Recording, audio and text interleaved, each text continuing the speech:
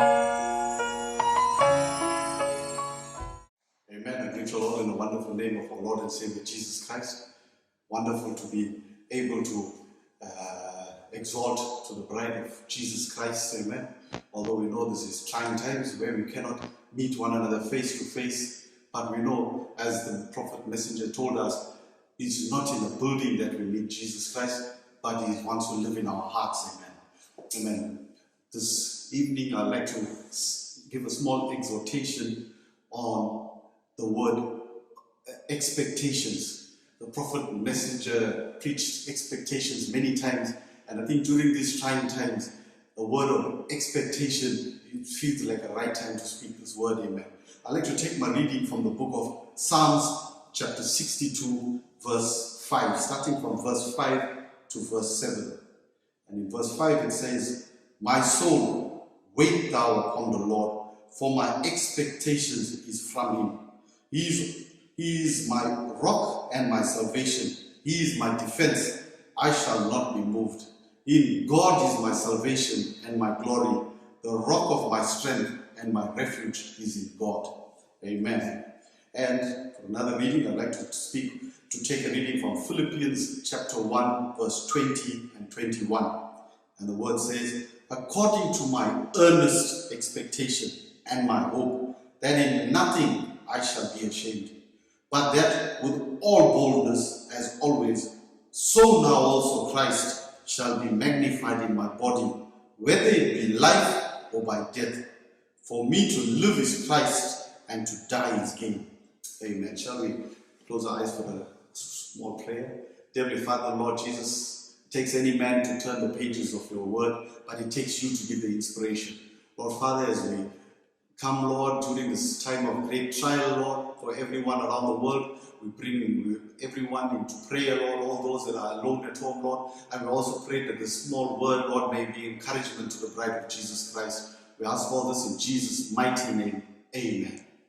Amen. During this time of great distress, we start to realize how vulnerable mankind is. With all his technology, with all his knowledge, with all his science, he's not able to take himself out of this problem. Something so small that you can't even see it, yet it's causing the shutdown of the entire world. Every great sporting event is closed, every great city is closed. No matter how great you are at your job, you have to stay at home now, and the world is in turmoil. They don't understand what is going on at this time. Our expectations of how great and our great achievements and how well we've done today has been dashed. Our hopes have been dashed because we have now seen how a small thing can cause us to be so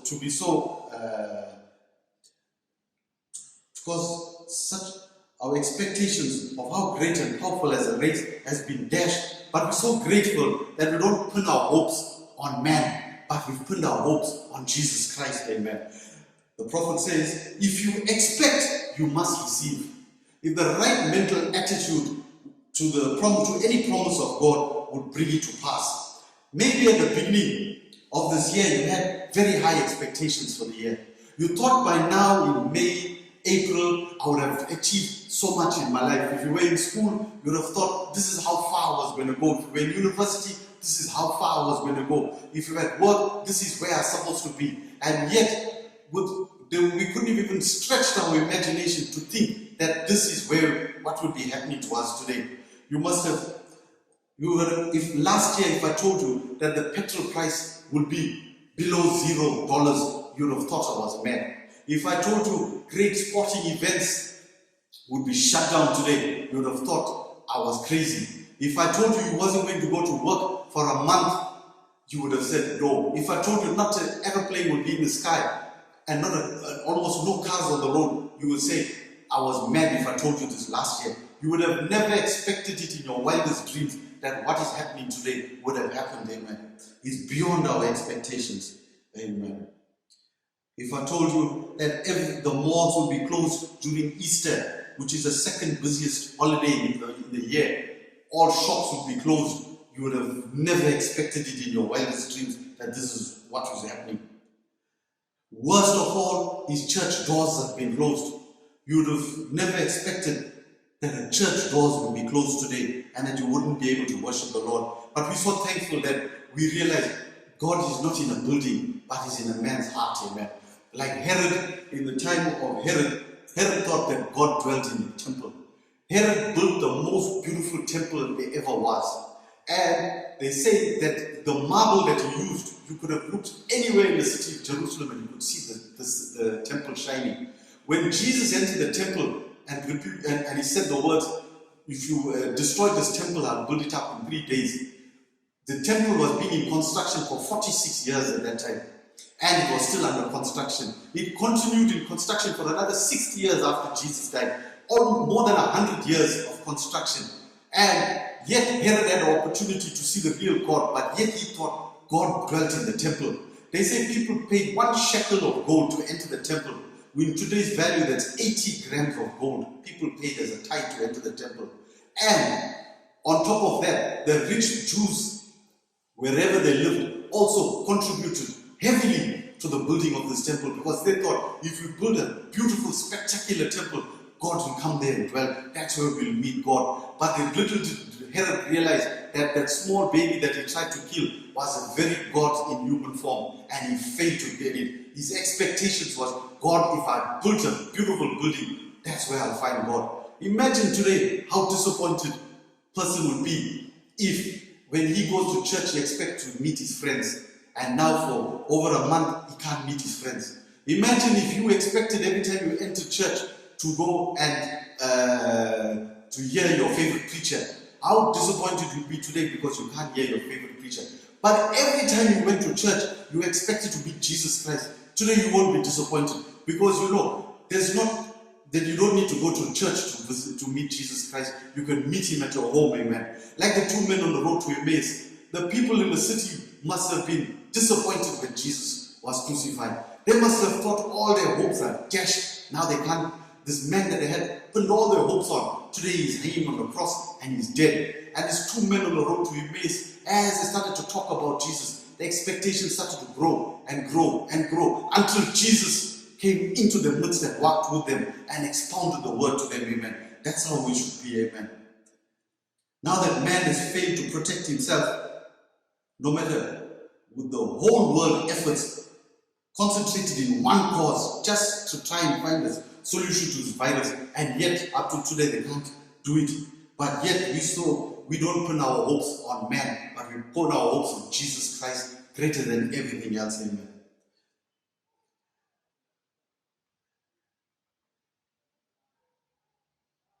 Amen. Also, God promised Simeon, He said, you won't die until you see the Christ. Simeon believed it with all his heart. His expectation must have grown day by day as he sat in the temple, day by day, day by day, day by day, until one day he was able, the promise came to him because his faith and his expectation was so high until there was nothing else to stand his way till he met the Christ, amen. Even the messenger says, Abraham was a father of faith. And when Abraham was given the promise that he was going to have a son, every day that promise, after that promise was made, every day went by, Abraham's expectation grew stronger. Every grey hair he saw on Sarah's head, he expected the child more. Every time Sarah's back stooped lower and lower, he expected it more. Until one day, there was nothing else could happen, but that promise had to be fulfilled, amen. It took 25 years, but you have to have faith before you can expect. Like a man, he has to have faith to get up in the morning, brush his teeth, comb his hair, put on his work clothes, go to work early in the morning, leave his comfortable home. Every day he do the same thing, go to work, because he has an expectation. He has to have faith to do that, to get up and go to work, because he has an faith that his employer has got the resources that at the end of the month come. When he goes to the ATM, he'll have an expectation that the money that he deserves will be in the bank. He can pay all his accounts and buy whatever he needs, amen. He has faith that every day he does that there'll be an expectation at the end of the month to get something that he worked for. Think of Judas Iscariot. Judas Iscariot expected that 40 pieces of silver will sort out all the problems he had in his life. Judas Iscariot must have thought, if I only have these 40 pieces of silver, how good my life will be. Imagine all those people who discouraged Judas Iscariot all his life and must have told him, you don't have, we've got this and we've got that, and you don't have this, you don't have this bread, you don't have this kind of type of things, and our house is more beautiful than you. Imagine he said, if I have that 40 pieces of silver, how I'll show those people who mock me all my life. He thought, he expected that 40 pieces of silver to sort out all his problems in his life. But when he received that 40 pieces of silver, he realized he lost the greatest gift that he could have had. He was so distraught that he went and hanged himself. Even he tried to return the money and they didn't want to take the money back because he realized what he sold and what he gained, it outweighed what he gained. Amen.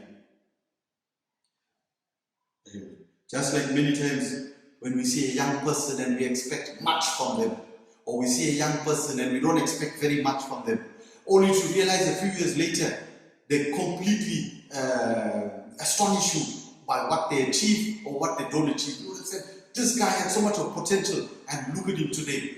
Maybe in school he was such a high achiever and today you see him, he never reached his expectations. Maybe another guy who you never expected much from and today you can't believe the heights that he's come to. He's gone beyond your expectations. Amen. But we're so glad that God does not judge us by who we are now. Like Peter, when God gave Peter the keys to the kingdom, Peter was going to deny him. Peter was going to backslide, but God didn't see that backsliding state that Peter was. God saw that Peter, that when his shadow fell on people, they were healed. God saw the Peter that said, silver and gold have I none, but such as I have, rise up and walk, amen. That's the kind of Peter that God saw, amen. He saw the expectations of what Peter would be. Even with Paul, God didn't see the Saul that was persecuting people. God saw the Paul that could stand boldly, even in the face of death, and speak the word, no matter if he was going to be persecuted, but he stood for what the word was, amen. That's a kind of expectation that God has on us as well, amen. As the messenger says, there should be a deep calling to the deep. The more you expect, the more you receive. When you go to church, you should be under such a great expectation that you're going to meet God, that till the Holy Spirit must fill you. That's how great your expectation should be. Like the prophet in the Bible once told the soldiers when they were dying of thirst in the desert, he said, dig ditches tonight and tomorrow morning you'll be filled. Depended on how much of expectation that soldier had, that's how deep he dug his hole, his ditch. If he dug a small ditch, he only received a little bit of water just to take a few sips. But if that guy had great expectation on what the prophet said, he dug a deep ditch that he could fill himself with water, even dive inside that water, because then his soul could have been quenched, amen, because of his great expectation. That's how we should be. Imagine when Eliezer went there and he started to tell her about Isaac. Imagine at that time there was no selfies, there was no photographs for Eliezer to say, this is what Isaac looks like.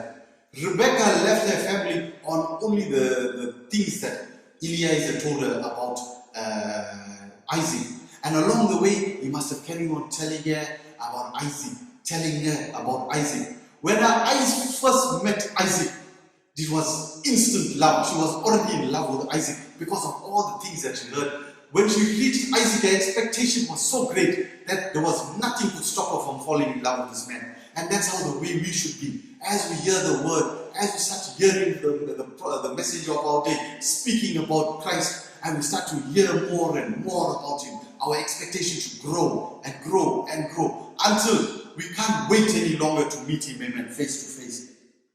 Just like Rebecca felt when she met Isaac. She didn't need to she must have had aspirations of marrying a handsome, tall guy with brown hair and dark eyes. But as Eliezer started to speak and speak and speak about Isaac, that was the man that she was expecting, amen. That when she saw him, she didn't even need a second, she already knew who he was, amen. Like the messenger says, every service we should be in such great expectation for the outpouring of the quickening power of God to bring us to a recognition of our position and our responsibility as being called out people, separated from the world, dedicated to God. The messenger said in his early ministry, There used to be a congregation of 6,000 to 7,000 people. And as he stepped onto the stage, every person was healed. Because the crowd was in such great expectation for God's outpouring, that he didn't even have to speak a word. Everybody was healed. And he said, that doesn't apply only to that time. He said, if you fall under the same expectation, you should be receiving the same results. Amen. Amen. We tend to limit God to our expectations, the expectations of man.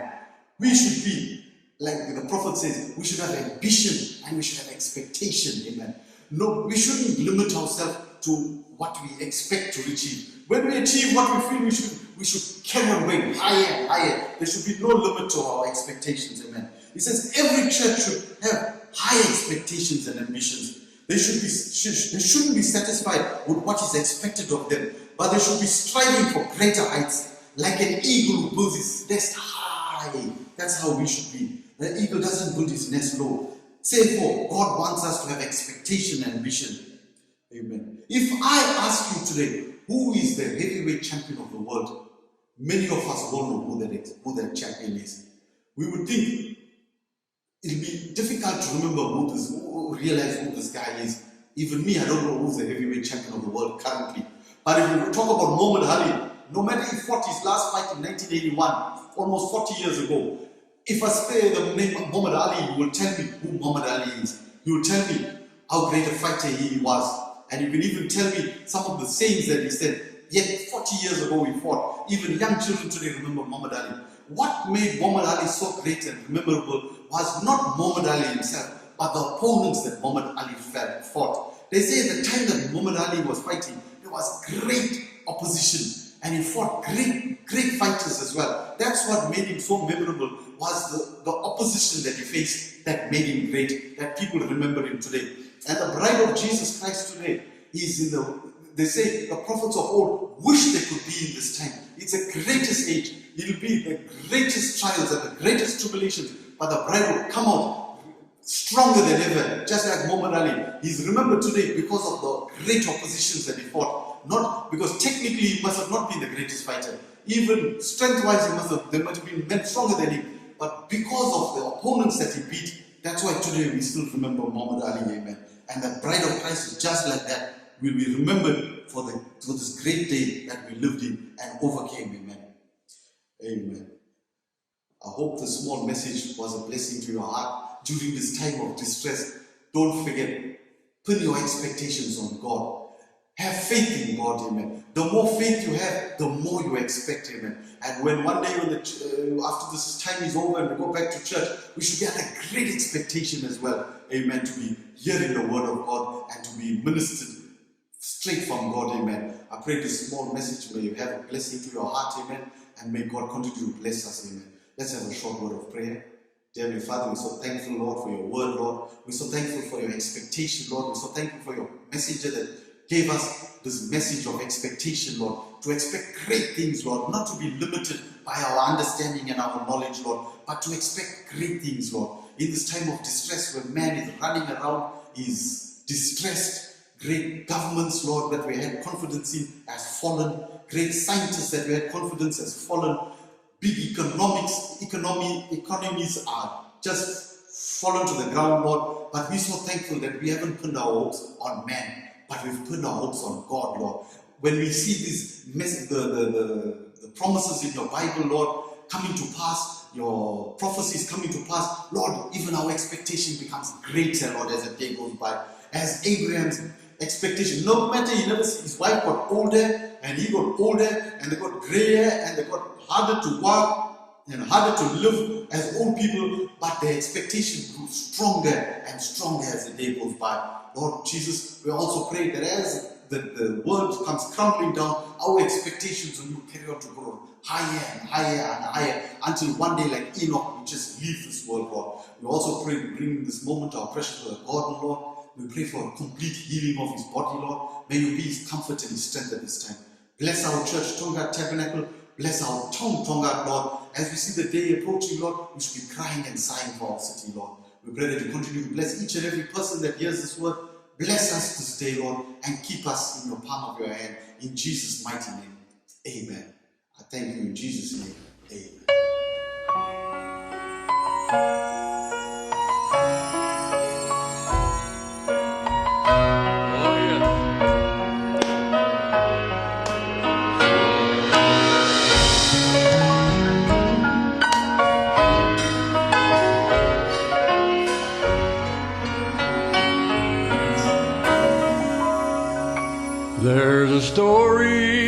Bible of Elisha, Shunammite woman and her son. The woman found favor with God, and He gave her a son. But working in the field, the little boy had died, but the woman's faith never failed. Even in death, she testified that all is well. All is well. All is well. We have heard the message, Shalom. All is well. There is a place of perfect rest behind the inner veil. So rest, little bride, rest, for all is well.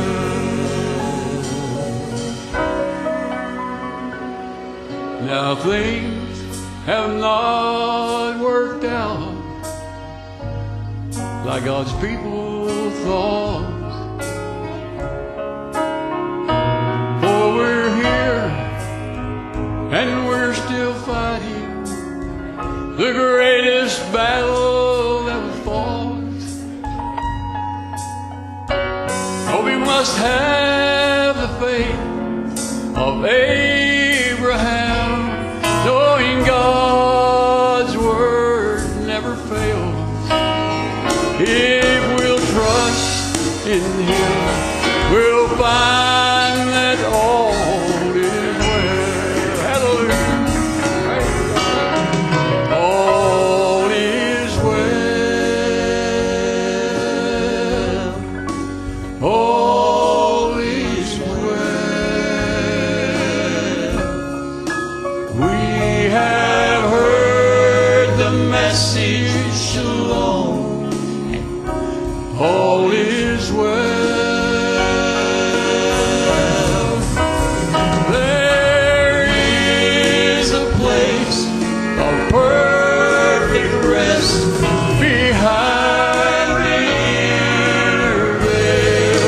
So rest, little bride, rest, for all is well. Let's do the chorus again. Everybody help us sing. All is well. Thank you, Lord.